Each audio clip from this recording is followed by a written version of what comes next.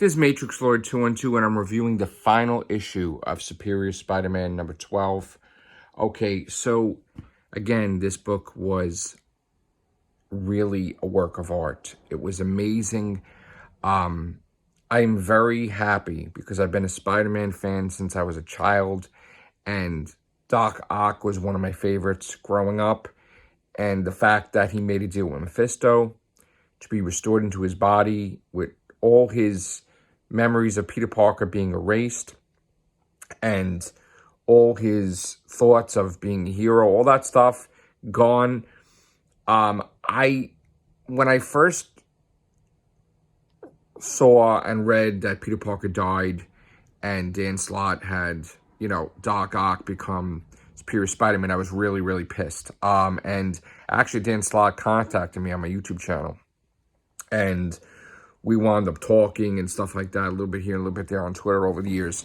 And I really enjoyed the run of Superior Spider-Man. But, its time had come and it needed to end, and Peter Parker needed to be Spider-Man again.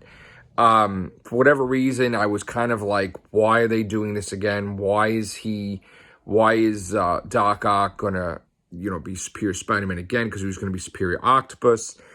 And I was like, oh, this is great. Now that I was pissed kind of because I was like, I want Peter Parker to be Spider-Man, and I don't want to see anybody else be Spider-Man or called Spider-Man. And there's a reason behind it. It's sort of like a disrespect, and even with Miles Morales, like when Brian Michael Bendis left, he basically said that he made the comic that Miles admitted to Peter Parker he should not be called Spider-Man, and it is a disrespect because he's Spider-Man right now, Peter Parker, and he needs to be called something else. And this is something that Marvel Comics doesn't get, and they think, oh, everybody could be called Spider-Man and Captain America, so you could have multiple superheroes called the same thing in different states, and no, you can't.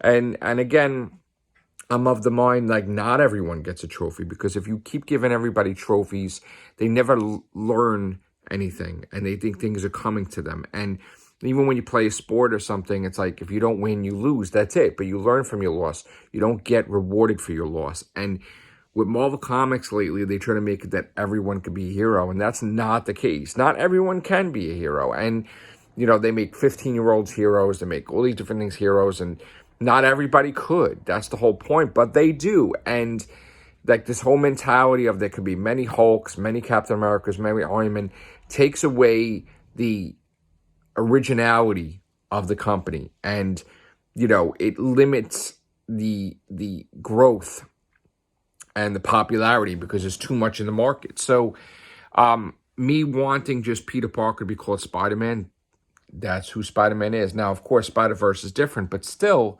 Miles Morales should not be called Spider-Man. And Doc Ock, should not be called Superior Spider-Man. And I have always felt that way. They had that storyline. It's over.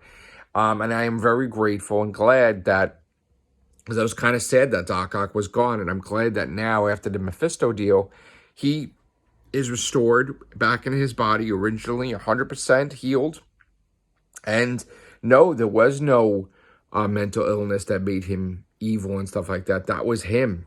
And he tried to make it like there was an ailment when he was a good guy, but there wasn't. And it's typical Doc Ock. He's not going to be, a good guy. He's not going to be, he's going to do what he feels is right. Like he helped out the kid. He put the kid through college, whatever, or stuff, paid for stuff for him and his family.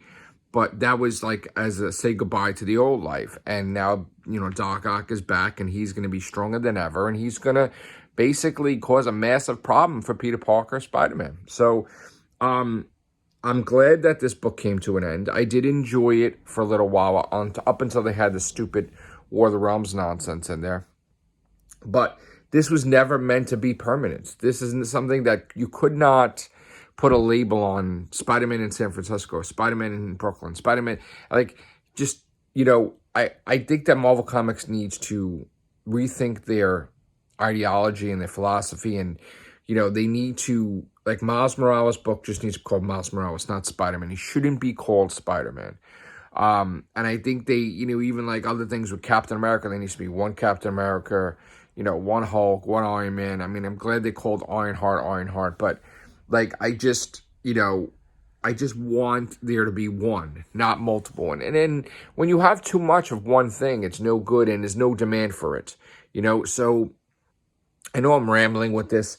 This was an excellent book, and it ended the way it should have ended, all right? And basically, yeah, you never seen this because he was never a Superior Spider-Man in this anymore, so that was done.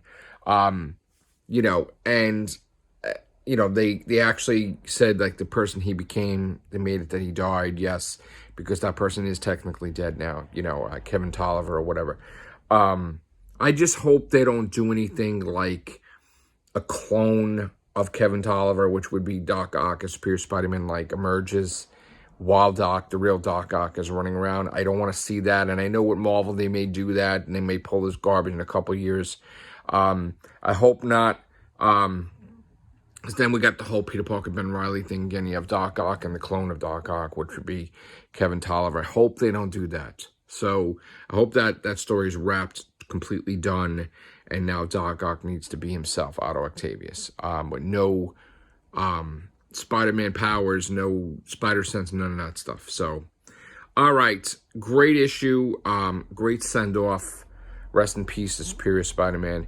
Take care, bye for now.